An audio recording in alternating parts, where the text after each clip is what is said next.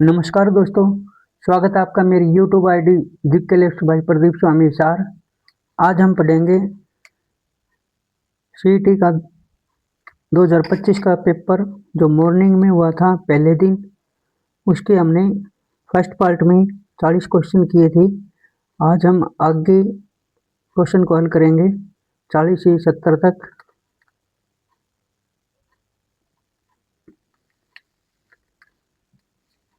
तो ये हमारा सीईटी 2025 का पेपर नंबर 2। एक पेपर हम पहले कर चुके हैं, यदि आपने वीडियो नहीं देखी है तो देख लेना। इसके हम 40 क्वेश्चन कर चुके हैं। नेक्स्ट क्वेश्चन करते हैं 40 से आगे। क्वेश्चन नंबर है, ये पेपर नंबर सीईटी का 2025 जो मॉर्निंग शिफ्ट में हुआ था पहले दिन, वो है ये। और ये पार्ट नंबर 2 कर रहे हैं हम।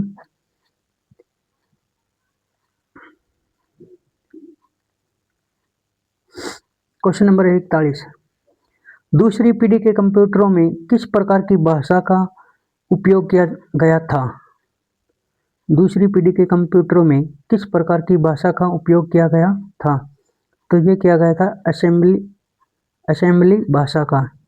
असेंबली भाषा का। नेक्स्ट क्वेश्चन हमारा, एक व्यक्ति एक घड़ी 450 रुपये में बेचने पर 10% की हानि होती है। 10% लाभ कमाने के लिए घड़ी को किस कीमत पर बेचा जाना चाहिए? तो इसमें हम निकालेंगे। देखो, 450 रुपये में बेचने पर उसे कितने परसेंट की हानि होती है? 10% की। ठीक है, 10% की हानि होती है उसको।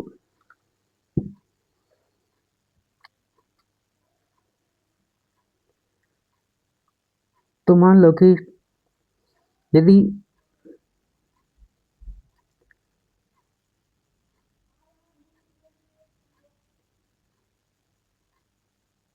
माना मूल्य मानते हैं हम 500 रुपये। ठीक है, 500 रुपये में बेचने पर 10% की हानि होती है। ठीक है, 500 रुपये पर 10% की हानि होती है, तो 500 का 10% निकालेंगे तो ये आ जाएगा 50 रुपये की हानि होती है। तो 500 में से 50 घटाएंगे, कितने आगे? 450 रुपये। ठीक है, अब उसको क्या चाहिए कि 10% लाभ कमाने के लिए घड़ी को किस कीमत पर बेचा जाना चाहिए? तो मान लो कि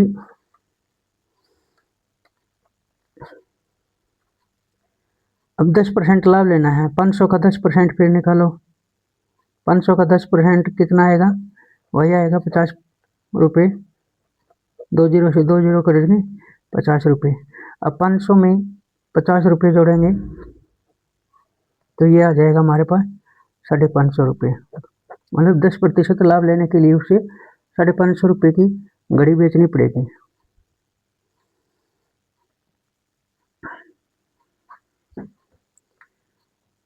इस प्रकार आया ये सवाल।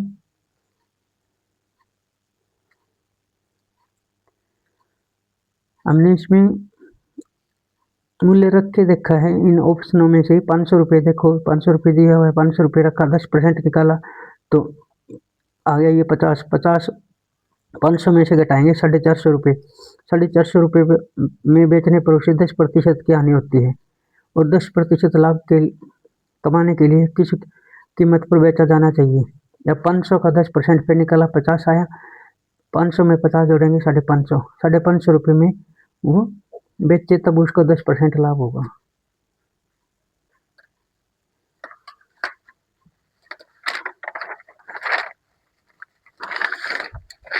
नेक्स्ट क्वेश्चन हमारा, निम्नलिखित में से हरियाणा का कौन सा जिला 3 राज्यों के साथ अपनी सीमाएं साझा करता है? तो ये करता है यमुनानगर। यमुनानगर हरियाणा के 3 राज्यों के साथ अपनी सीमाएं साझा करता है। एक व्यक्ति, क्वेश्चन नंबर है 44, 44वां। एक व्यक्ति 4 घंटे में 120 किलोमीटर की यात्रा करता है। यदि वह अपनी गति 10 किलोमीटर घंटा बढ़ा देता है तो समान दूरी तय करने में उसे कितना समय लगेगा। ये कह रहा है कि एक व्यक्ति 4 घंटे में 120 किलोमीटर दूरी तय करता है और वह अपनी गति कितनी बढ़ा दे, 10 किलोमीटर बढ़ा देता है, तो समान दूरी तय करने में उसे कितना समय लगेगा। देखो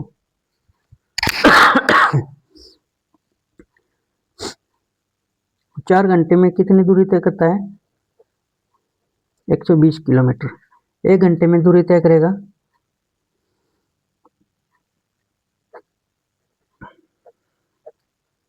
4 3 12, 0 की 0। 1 घंटे में दूरी तय करता है 30 किलोमीटर। ठीक है, 1 घंटे में दूरी कितनी तय करता है, 30 किलोमीटर।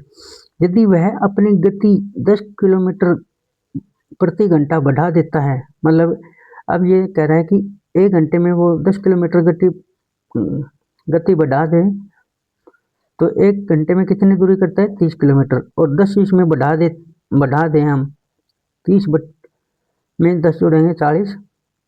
मान लो कि 1 घंटे में कितनी दूरी तय करता है, फिर वो 40 किलोमीटर। अब जो ये किलोमीटर है ये वही है, इस तो समान दूरी तय करने में उसे कितना समय लगेगा। अब समान दूरी तय करने में उसे कितना टाइम लगेगा ये बताना है। तो 120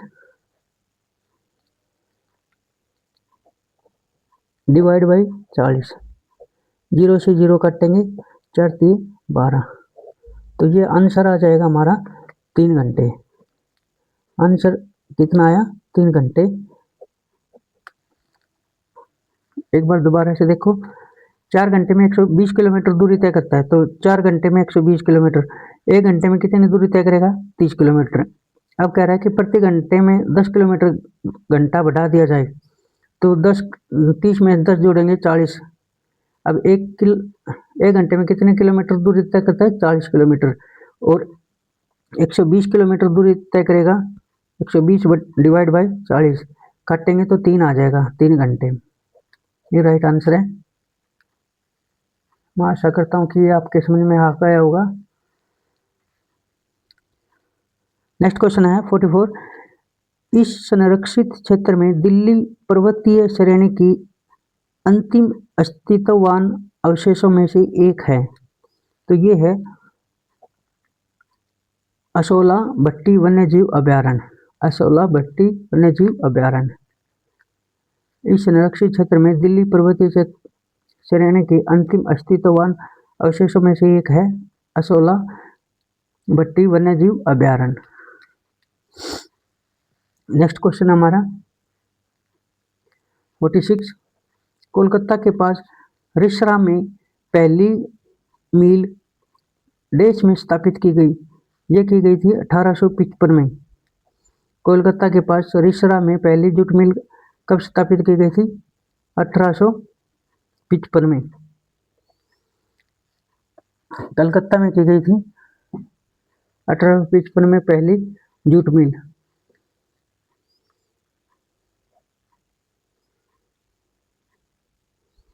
और सूती वस्त्र उद्योग सबसे पहले कब स्थापित किया गया था, तो वो किया गया था 1854 में से। नेक्स्ट क्वेश्चन हमारा 47। दो मित्र ए और बी एक व्यवसाय में 3:5 के अनुपात से निवेश करते हैं। वर्ष के अंत में उन्होंने 40,000 का लाभ कमाया। लाभ में ए का कितना प्रतिशत है, तो ये निकालेंगे। जैसे ए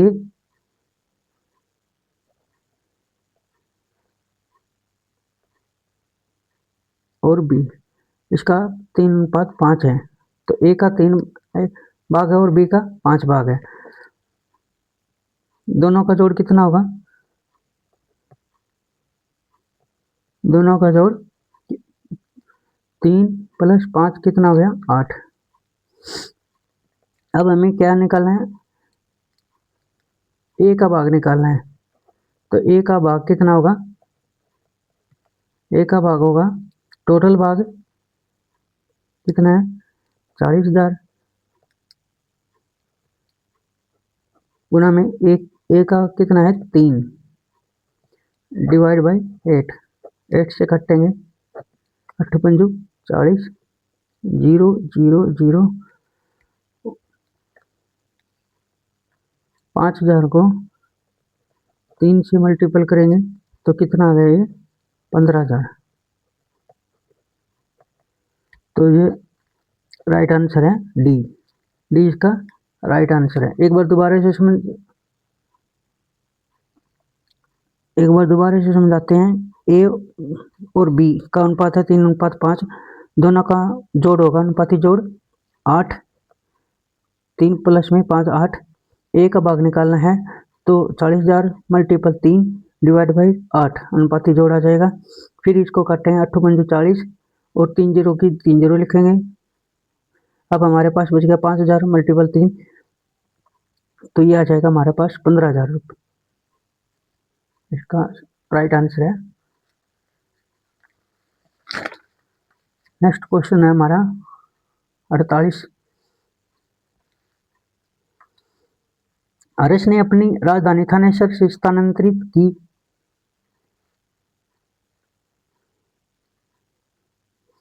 हर्ष ने अपनी राजधानी थानेसर से स्थानांतरित की थी कनौज। ये आंसर इसका राइट आंसर है कनौज। नेक्स्ट क्वेश्चन है 49 49वां। निम्नलिखित प्रश्नों के विकल्पों में से वह शब्द चुनें जो दिए गए शब्दों के अक्षरों का उपयोग करके नहीं बनाया जा सकता। ये दिया हुआ है कंस्ट्रक्शन, तो इससे इनमें से कौन सा शब्द नहीं बनाया जा सकता। देखो CO इसमें आया है, IN भी आया है और S, तो ये बनाया जा सकता है। CA इसमें देखो A आया है क्या, C तो आया है, ये देखो A नहीं आया, तो ये शब्द नहीं बनाया जा सकता। और ये तीनों शब्द बनाए जा सकते हैं, तो इसका राइट आंसर होगा B। क्वेश्चन नंबर है 50वां। हरियाणा के फतेहाबाद जिले में किस स्थल पर खुदाई से पूर्व हड़प्पा संस्कृति का पता चला। हरियाणा के फतेहाबाद जिले में किस स्थल पर खुदाई से पूर्व हड़प्पा संस्कृति का पता चला, तो ये चला था कुनाल। बी आंसर इसका राइट आंसर है कुनाल।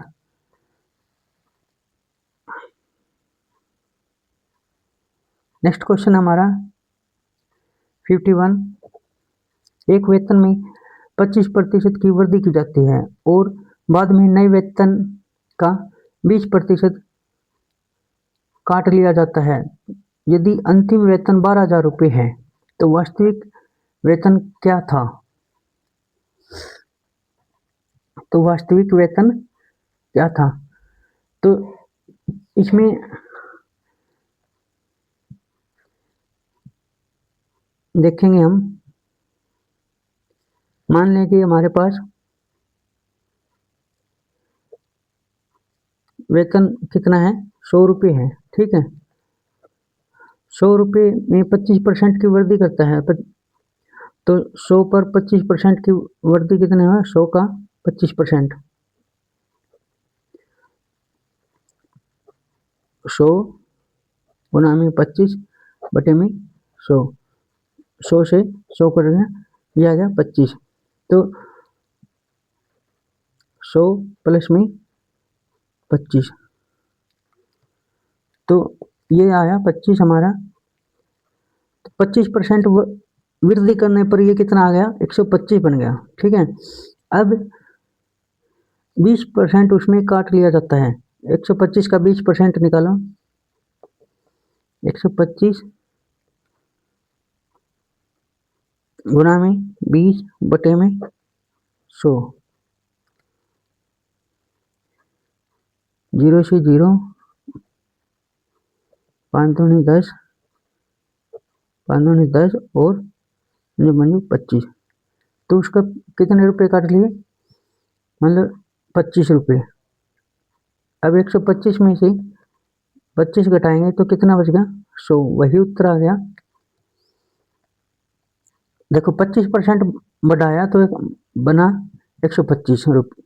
ठीक है, फिर उसने 20 रुपये 20% काट लिया, तो ये 20% काटने पर कितना बना? 100 रुपये। वही आंसर जो हमने माना था 100 रुपये, वही दोबारा से आ गया 20% काट लेने पर भी। ऐसे ही जो वास्तविक मूल्य हमारा अंतिम, यदि अंतिम वेतन 12,000 रुपये है तो वास्तविक वेतन क्या होगा? तो अंतिम 12,000 रुपये है तो वास्तविक मूल्य भी कितना होगा? 12,000। ये राइट आंसर होगा।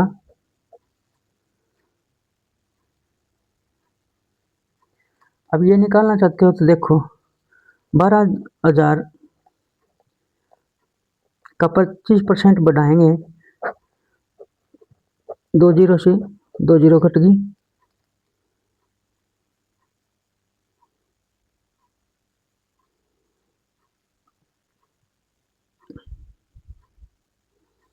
अब हमारा आ गया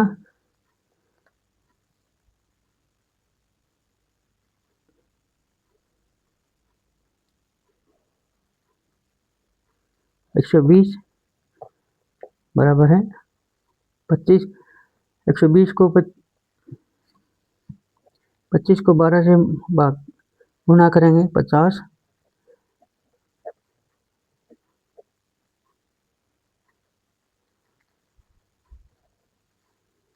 ये कितना आ गया? 25 दूनी 50,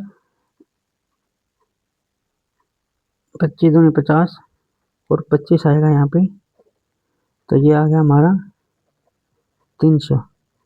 300 रुपये इसमें बढ़ोतरी हुई 25% पे।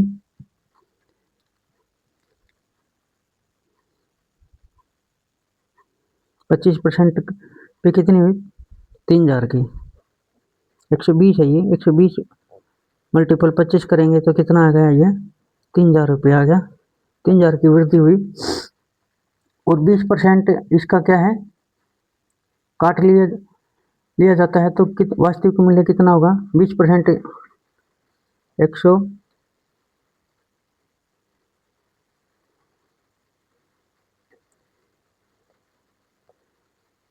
12,000 गुना में 20 बटे में 100। 0 से 0 कट गई, 0 से 0 कट गई, ये आ गया 1200।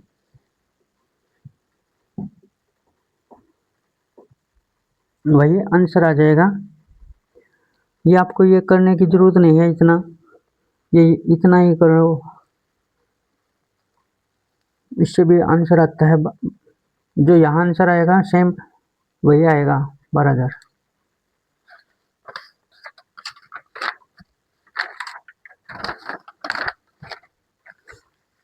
नेक्स्ट क्वेश्चन हमारा, सही दर्पण प्रतिबिंब ज्ञात कीजिए। ये जो चित्र दिया हुआ है यहाँ पे दर्पण है, तो दर्पण में हमेशा उल्टा दिखाई देता है, तो ये जो साइड है ये इधर आ जाएगी। इसमें देखो ये जो साइड इधर इसमें आती है, तो इसका ये राइट आंसर होगा डी। क्वेश्चन नंबर है 53, सातवाहन राजवंश का संस्थापक कौन था? तो ये था सिमुक। कौन था? सिमुक। 44, एक श्रृंखला दी गई है जिसमें एक पद लुप्त है, दिए गए विकल्पों में से सही विकल्प चुनिए। ये एक श्रृंखला दी हुई है, इसमें एक पद विलुप्त है, ये हम यहाँ निकालेंगे। देखो 14, 28, 84, 366 और x की जगह हमें निकालना है, तो इसका और इसका कितना हो गया डिफरेंस? 0। अब 14 को 2 से मल्टीपल करेंगे तो कितना आया? 28। 28 को 2 से मल्टीपल करें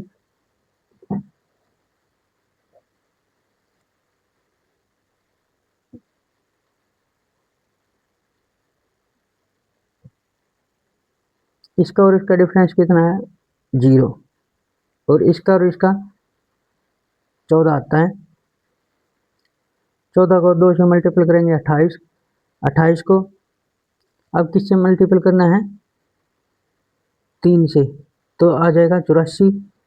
और 84 को फिर 4 से मल्टीपल करेंगे तो 336। अब 336 को किससे मल्टीपल कर रहे हैं? 5 से। 5 से मल्टीपल करो 336 को, 5 के 30, ऐसा लगे 3, 5 के 15, 3 18, ऐसा लगे 1, 5 के 15, 1 16। तो ये आ गया हमारा x के स्थान पे 1680। ये राइट आंसर है 20 का।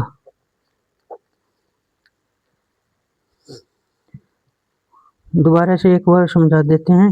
देखो 14 और 14 का अंतर कितना है? 0।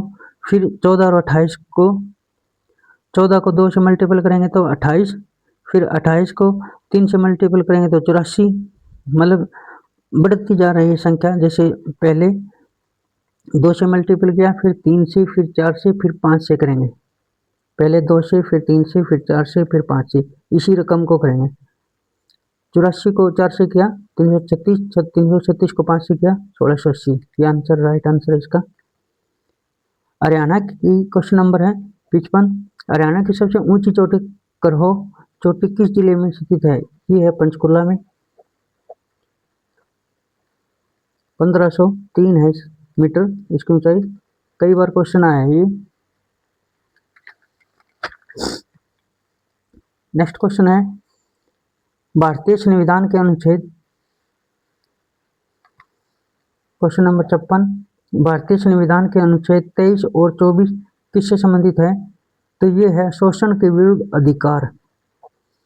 शोषण के विरुद्ध अधिकार।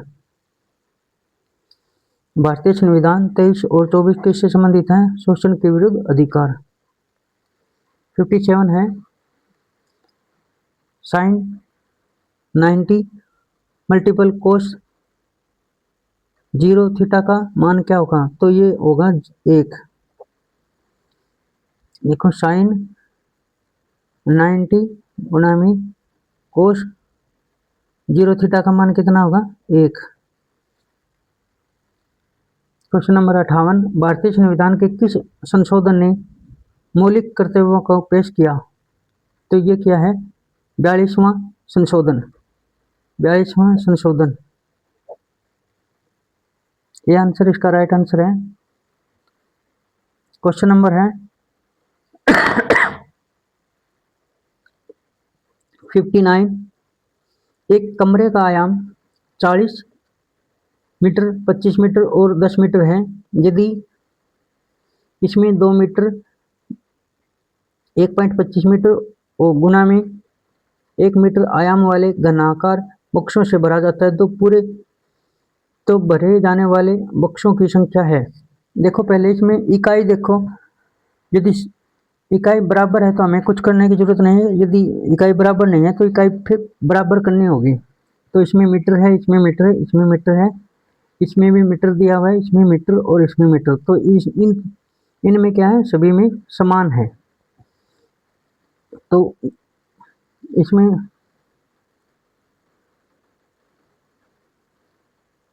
घनाकार बक्सों से भरा जाता है तो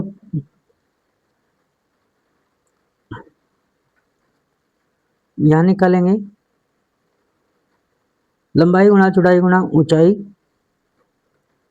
लंबाई, ये देखो ये 40 मीटर क्या है? लंबाई गुणा में चौड़ाई गुणा में ऊंचाई दी हुई है। इसी प्रकार ये दिया हुआ है 2 मीटर, 1.25 मीटर और 1 मीटर। तो ये 40 मीटर गुणा में 25 गुणा में 10, 2 गुणा में 125। इसका हम पॉइंट हटा देंगे तो पॉइंट हटाने पे क्या लिखेंगे? नीचे क्या लिखेंगे? 100 आ जाएगा पॉइंट हटाने पर, और ये 100 यहाँ मल्टीपल हो जाएगा, पलट जाएगी रकम इसकी, गुणा में 1। अब इसको काटेंगे 25 से, काटेंगे 25 कम 25, 25 पंजे 125, 5 एकम 5, 5 दूनी 10, 2 से कटते हैं 2 एकम 2, ये भी कट गया 40 मल्टीपल 100, तो ये कितना आ गया 4000। तो टोटल कितने बॉक्स आएंगे 4000, ये आंसर राइट आंसर है 4000। पहले ये लिखेंगे लंबाई गुना चौड़ाई गुना ऊंचाई और डिवाइड बाई जो घनाकार बॉक्स है लंबाई गुना चौड़ाई गुना ऊंचाई। तो ये जो 125 है 1.25 दिया हुआ है, इसका पॉइंट हटाएंगे तो ये हो जाएगा 125 बटे में 100। तो ये 100 हमने ऊपर रख दिया, नीचे 125 रखा मल्टीपल 1, तो फिर काटने पे क्या आएगा 40 गुना में 100, तो ये आ गया 4000।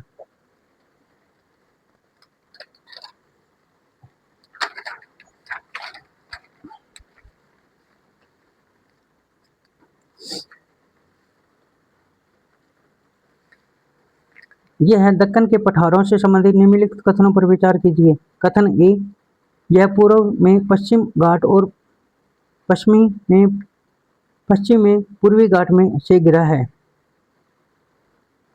कथन दो, पूर्वी घाट की तुलना में पश्चिमी घाट अधिक ऊंचाई पर है और अधिक निरंतर है। तो कथन इसमें दो दिया हुआ है वह सही है। पूर्वी घाट की तुलना में पश्चिमी घाट अधिक ऊंचाई पर है और अधिक निरंतर है, मतलब लगातार है। नेक्स्ट क्वेश्चन है 62, कौन सी संख्या प्रणाली केवल 0 और 1 अंक का उपयोग करती है? तो ये करती है कंप्यूटर में बाइनरी डिजिट। बाइनरी जो डिजिट है कंप्यूटर में वो कौन कौन से होते हैं 0 और 1। तो यही पूछा है इसमें कौन सी प्रणाली केवल 0 और 1 अंकों का प्रयोग करती है? तो बाइनरी करती है, ये कंप्यूटर में प्रयोग होती है।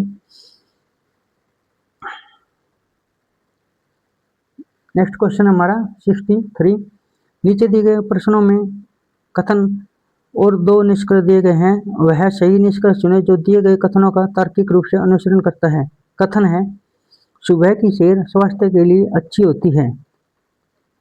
निष्कर्ष सभी स्वस्थ लोग सुबह की सैर पर जाते हैं। शाम की सैर हानिकारक है।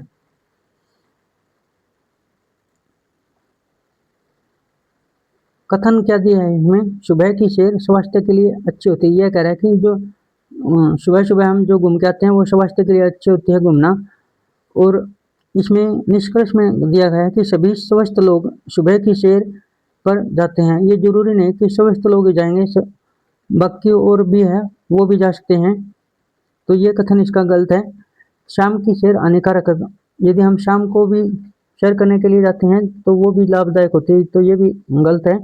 इसमें न तो एक है और न ही दो अनुसरण करता है, ये इसका राइट आंसर है। नेक्स्ट क्वेश्चन हमारा 2/11 का दशमलव रूप क्या है? 2/11 को दशमलव रूप में प्रकट करना है तो 2 को भाग करेंगे हम 11 से, तो पॉइंट लगाएंगे, पॉइंट लगा के हमने 0 उतारी तो बीच बन गया 11 एकम 11, 11 दूनी 22, 11 आएगा 1 पे, फिर 10 में से 1 घटाएंगे तो 9, फिर उतारेंगे 0, 11 अट्ठे 88, फिर ये आया 2, फिर उतारेंगे 0, फिर 11 कम 11, फिर 9, फिर उतारेंगे 0, 10 में से गए 9, फिर 0, तो 11 अट्ठे 88, तो ये फिर आ गया 2। ऐसे ये रिपीट होती जाएगी और जो रिपीट होगी उस पर हम क्या लगा देते हैं, बार लगा देते हैं। ऐसे करके ये संख्या हमारी क्या है, रिपीट हो रही है, तो आंसर ये आएगा 0.18 और इस पे बार, ये इसका राइट आंसर है। क्वेश्चन नंबर है 65, हरियाणा में ग्राम पंचायत का मुखिया कौन होता है? सरपंच। ये सभी को पता है, हरियाणा में ग्राम पंचायत का मुखिया कौन होता है? सरपंच। और सरपंच को जब बनाते हैं तो इसकी योग्यता क्या है? सरपंच की है 10वीं पास, और पंच की कितनी है?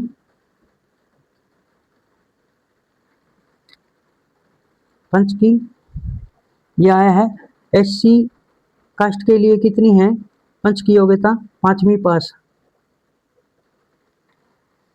और जनरल के लिए ये है 8वीं पास।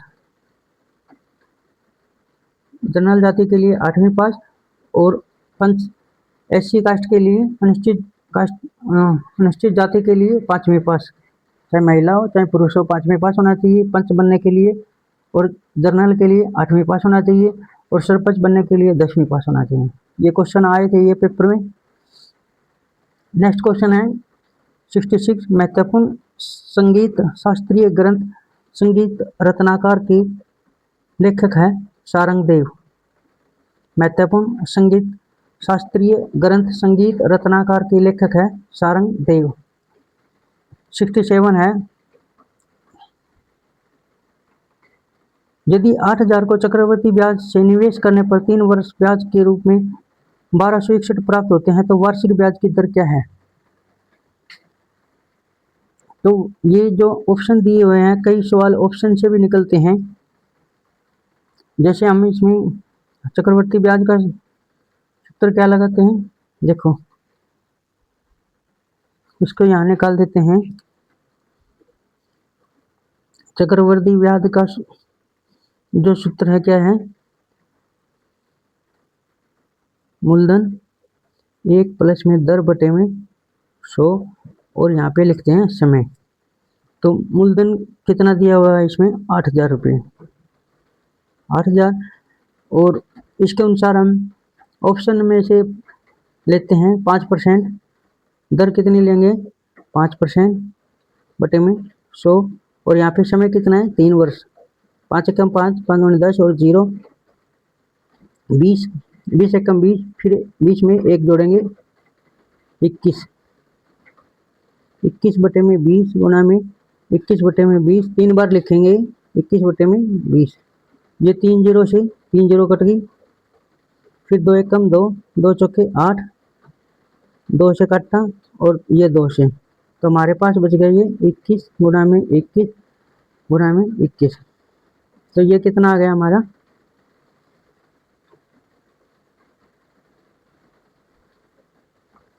ये आ गया 9,261। ये आ गया 9,261। इसमें मूलधन घटाएंगे 8,000 रुपये, तो ये आ जाएगा 1,261। ये आंसर इसका राइट आंसर होगा। 5%, 5% दर है। ऑप्शन से ये सवाल हमने निकाला है। नेक्स्ट क्वेश्चन है 68, ये भी है मैथ का, रीजनिंग का है। ए बी का अनुपात दिया हुआ है 3:2, बी सी का अनुपात दिया है 3:5, तो ए बी सी का अनुपात होगा, तो ए बी सी यहाँ रखेंगे। ए बी की वैल्यू दी हुई है इसमें 3:2, बी और सी की वैल्यू दी है, बी और सी की वैल्यू दी है 3:, इसके नीचे रखेंगे, बस यही ध्यान रखना है, इसके नीचे रखना है ये 3:5। अब इसको इससे मल्टीपल करेंगे पहले, फिर इसको मल्टीपल करेंगे, फिर इसको इससे मल्टीपल करेंगे, तो 3 3 9, 3 दूनी 6, 2 पंजे 10, तो ये आ गया 9:6:10, 9:6:10। सी इसका राइट आंसर होगा।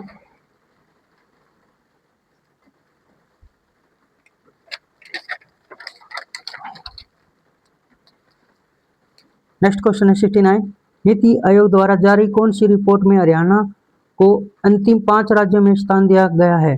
तो ये दिया गया है राजकोषीय स्वास्थ्य सूचकांक 2025।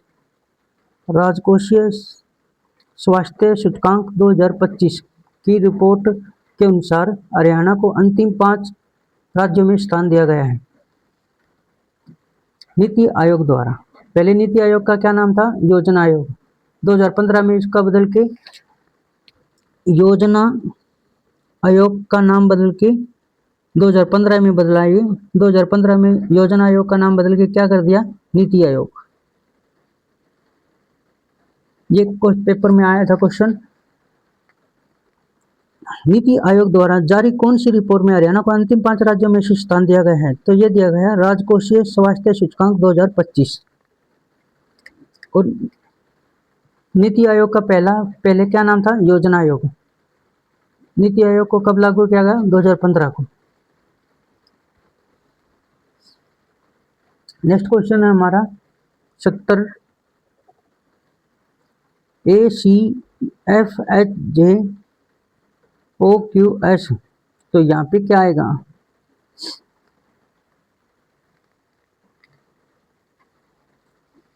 तो इसमें देखो ACE, ए कितने पे आता है? 1 पे, C 3 पे और ये 5 पे।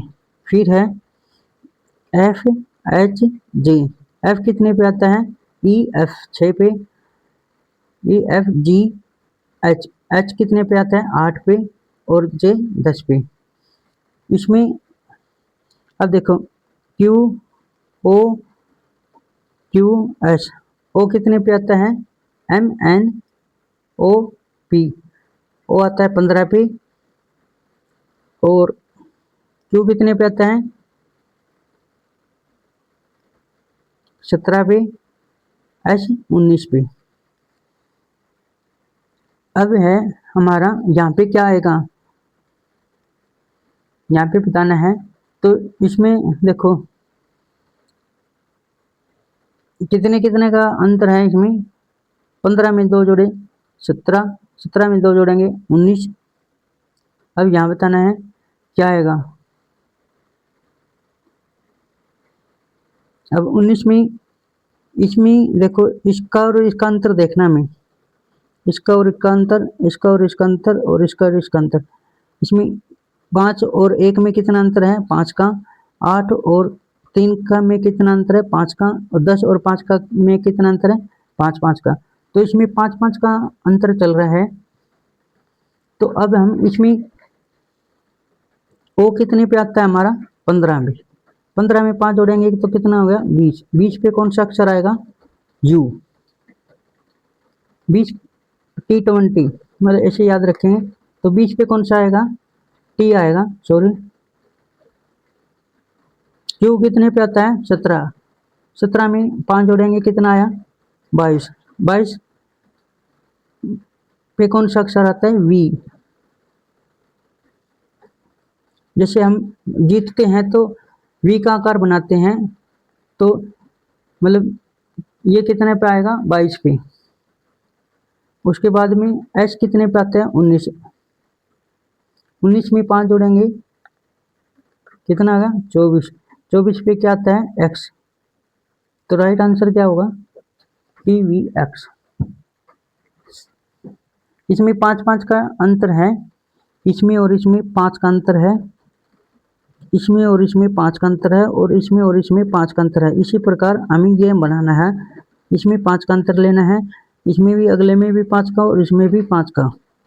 तो ये पहले गिन लेंगे। ये O आता है 15 पे, ये Q आता है 17 पे, ये आता है S आता है 19 पे। इसमें 5 5 जोड़ेंगे, 15 में 5 जोड़ेंगे तो 20। 20 पर कौन सा अक्षर आता है? T।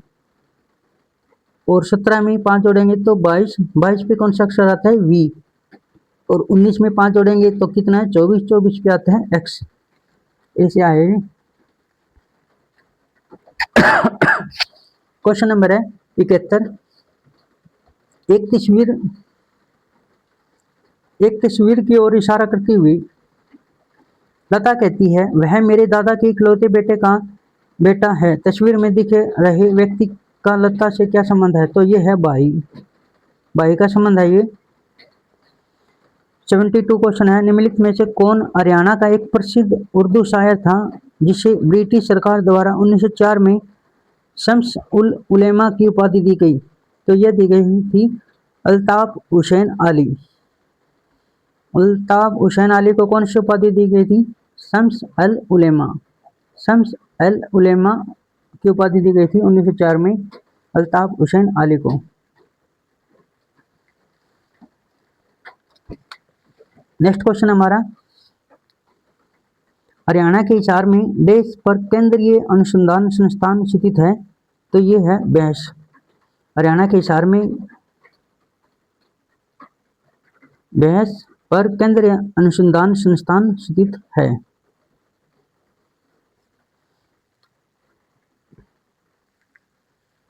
हरियाणा में कौन सा संस्थान है हिसार में? केंद्रीय अनुसंधान संस्थान स्थित है बेहस का, मुरा बेहस का है यह। नेक्स्ट क्वेश्चन है 74। हरियाणा नवीनीकरण में ऊर्जा विकास एजेंसी HAREDA रेडा की क्या भूमिका है? तो ये है ऊर्जा संरक्षण अधिनियम 2001 का प्रवर्तन।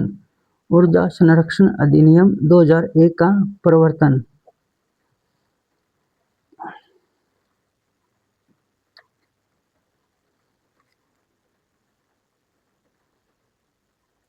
नवीकरणीय है ये। नवीकरणीय ऊर्जा किसे कहते हैं?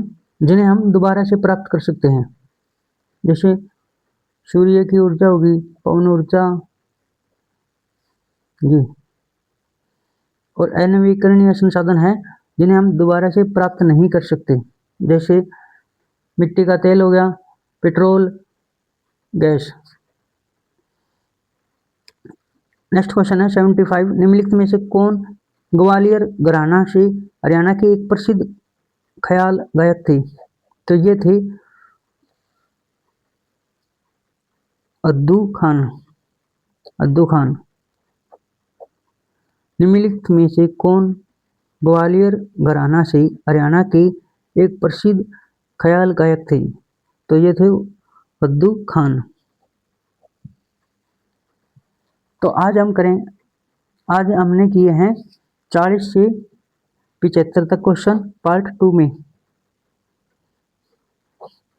सीटी जो मॉर्निंग पेपर हुआ था 2025 में, वो पेपर हमने किया 40 से 75 क्वेश्चन तक पार्ट नंबर 2 में। नेक्स्ट पार्ट लेके आएंगे 3, जिसमें इंग्लिश और हिंदी के क्वेश्चन पढ़ेंगे। तो धन्यवाद दोस्तों, थैंक यू। जय हिंद, जय भारत, जय गौ माता, जय श्री श्याम, राधे राधे।